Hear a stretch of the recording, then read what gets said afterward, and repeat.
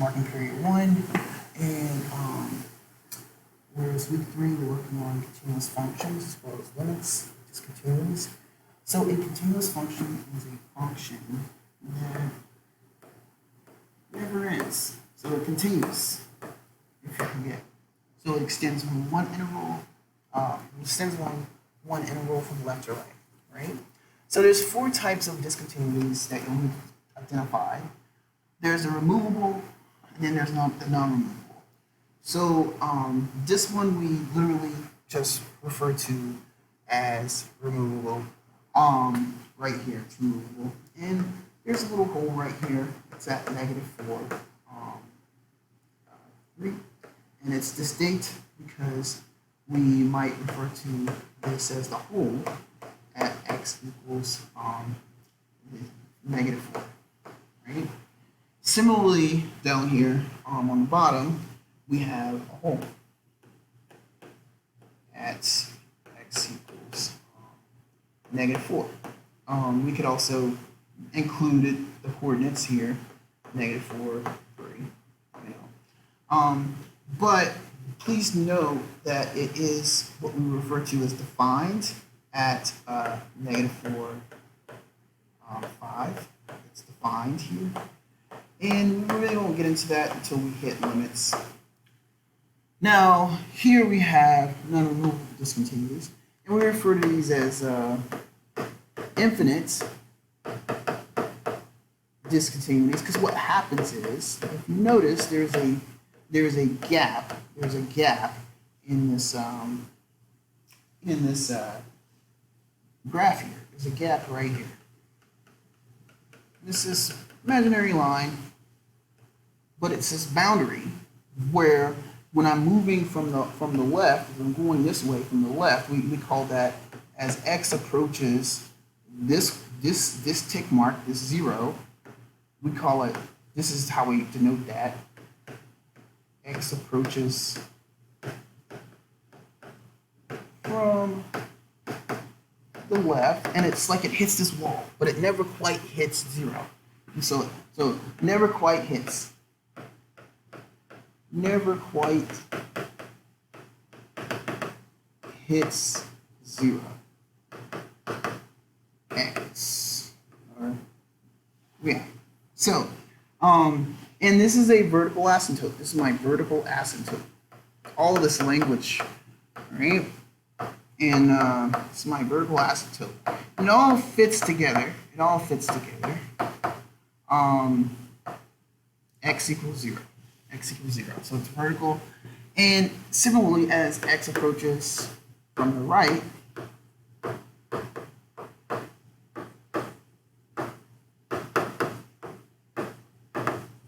how do we denote that? We say x, we always make our arrow go to the right, but instead of putting from the left the negative, we say positive.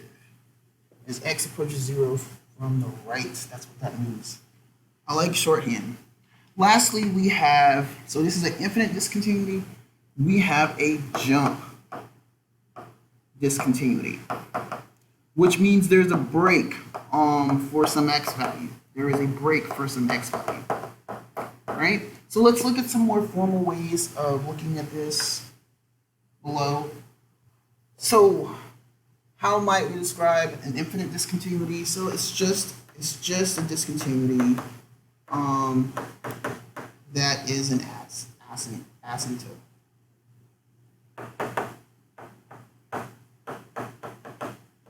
So it's a break, but it's a whole line break. Okay? What is it? Where blank is where the graph jumps from one point to another. So a jump. And you know they actually refer to the infinite discontinuity as a infinitesimal discontinuous. Such a hard word to use is what probably why we don't use it as often. So I probably should have put this word down here, but that's fine. That's fine. So, where the graph jumps from one point to another, like in a jump. That's probably the best way to just describe it. So a removable, the one we saw with just the hole right there, the removable discontinuity, or we'll call it a hole.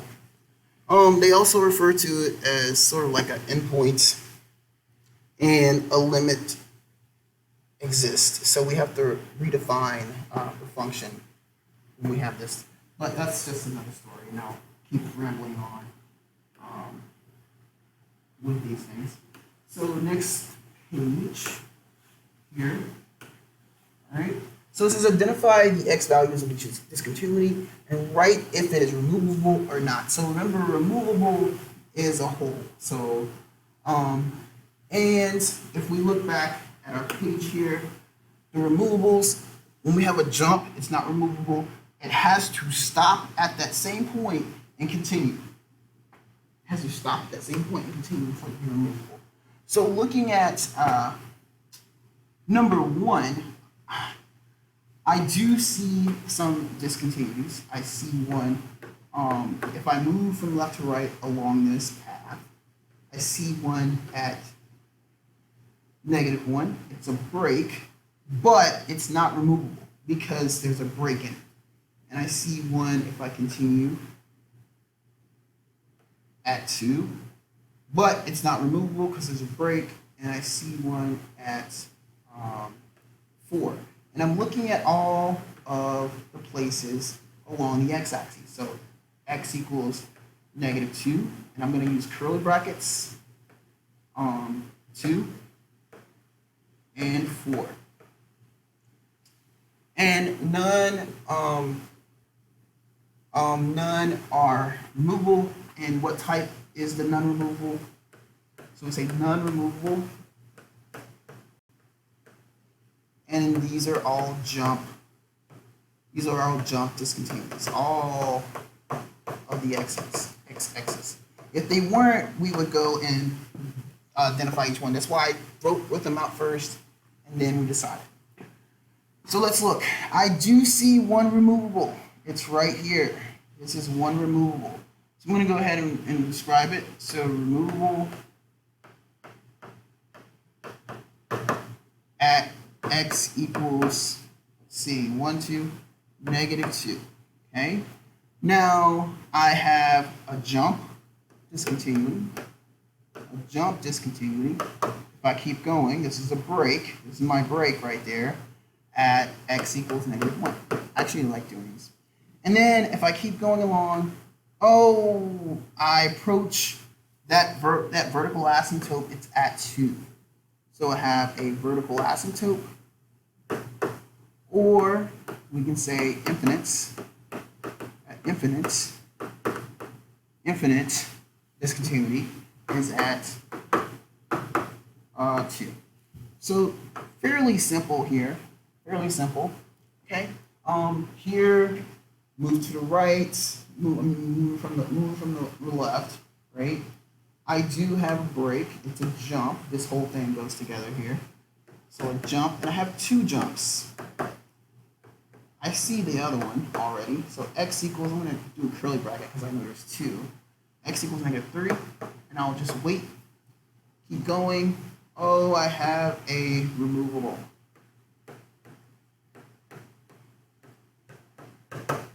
Discontinuity at x equals 1. And then I have my other jump at 2. So fairly simple stuff here.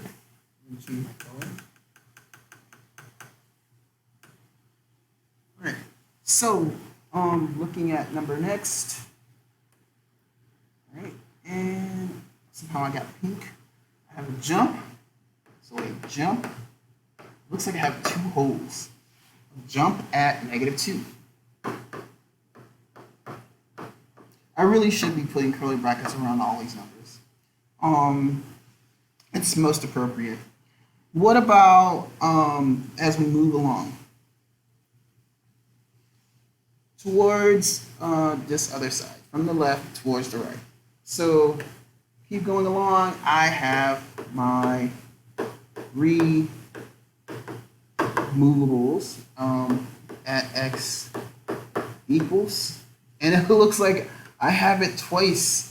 Which is interesting. So you could denote it like this because it's at x equals 0 like twice, but it's probably just more appropriate to just write x equals 0. I think I would probably go with this one just to be safe, just to denote that it's hitting that particular x value twice. That's interesting and distinct. This is identify the kind of discontinuity, if any. Here's my equation, right?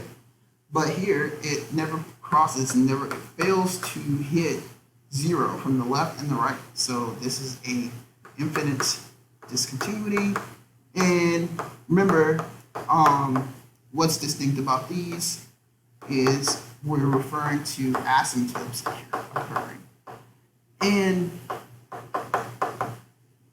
actually there's a horizontal asymptote here, which we will get to, I think, fairly soon. But we'll just stick to the vertical asymptote for now, and I'll just use B and A for that. Here I have a jump, and those typically do come with these piecewise functions. So jump discontinuity at x equals 0. Next page. Blue. Here I have a removable. It's removable at x equals, right? I like to circle the number, makes it a little easier. Removable discontinuity. A removable discontinuity. Looking for my pins, but I got the wrong one here. All right. And here, if I go along the curve, there are no discontinuities. There are no discontinuities. This function, in fact, this function is continuous. F of x is continuous. And I might write that. So in exercise 21 through 24, it says graph the function, tell whether or not point of discontinuous at 0. If there's a discontinuity, tell if it is removable. So I can go ahead and evaluate for 0, and it's undefined or does not exist at 0. I can go ahead and evaluate for 0 here.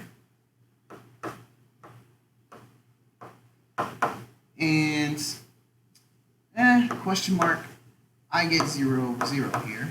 And it probably, definitely here there's a hole for number 21. 22, we could factor this.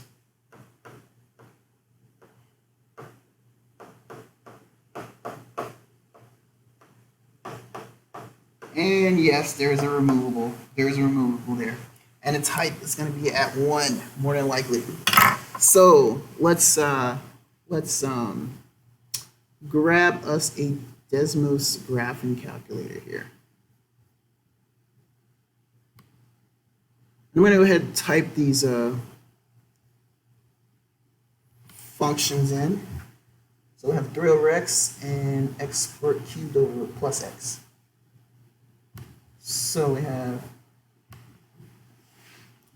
g of x equals 3 over x.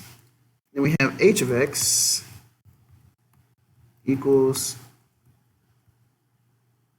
x cubed plus x over x over x. There we go.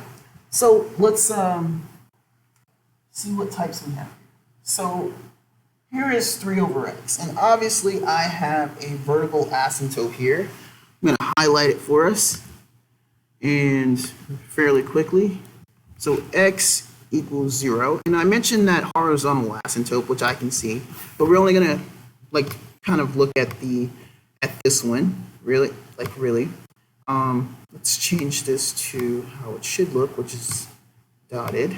and we're gonna make it orange. And look at that. So we do have one, and it's infinite, and it's at x equals 0 for 21. Now 22 or 23, whichever one it is. Let's go and zoom in here and go look at 0, where x equals 0. Is there a point there? And there is.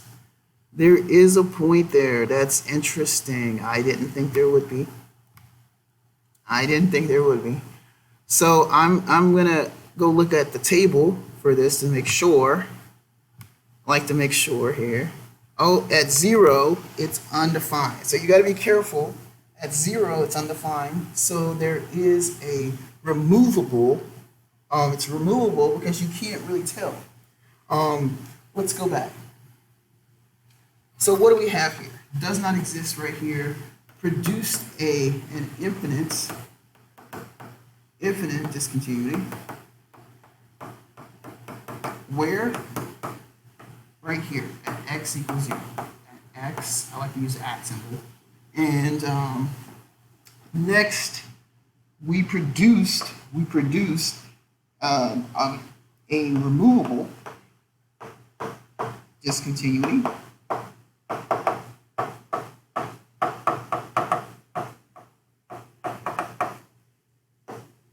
At x equals 0. Alright. So this is an exercises 25 to 28. State whether each label point that identifies a local maximum, minimum, or neither. Remember, local means that it's not the absolute. We will also identify any absolutes as well. So here, this is local max. This is absolute max. And it's definitely right there. That's not the absolute minimum. It's a local minimum because it's not lower than other points. Okay. Here I have a local minimum. And here I have here, that's actually gonna kind of loops up, it's not either, it's neither, because it's not quite a valley or a peak. But obviously right here I have a local maximum. So be careful at 3.3, looks sketchy. I'll also go ahead and outline the other sketchy places. Sketchy. What else is sketchy? Yeah, that's pretty much it for all the sketchy ones. So we'll put neither. Neither. Now let's go hit our maximums here. Is that absolute? Let's assume that this continues. That's continuous. Local max. Okay, here's my other maximum. Oh, absolute max. Now, this is an absolute max because there's an endpoint. Because there's an endpoint. That's an instance where the peaks don't matter. Right here. Oh, never mind. Because we can assume that that continues, so we'll refer to it as a local max. So, and it depends on how you look at it too, because like a break is confusing. So let's go with neither. Let's go with neither on this one. That's rather a subjective question right there. So just for breaks will go with neither. Local minimum, and keep in mind it's continuous. This is a local max because there's a peak. So that was fairly confusing. I apologize. And a local, I had to take a second look. And I'm glad I recorded it because like sometimes you have to take a second look. There's nothing wrong with that, guys. That's why I'm not going to change the video. All right, so let's look at this. So we're at a point where we have limits. I'm going to stop right there to start this different section. Have a good day, guys.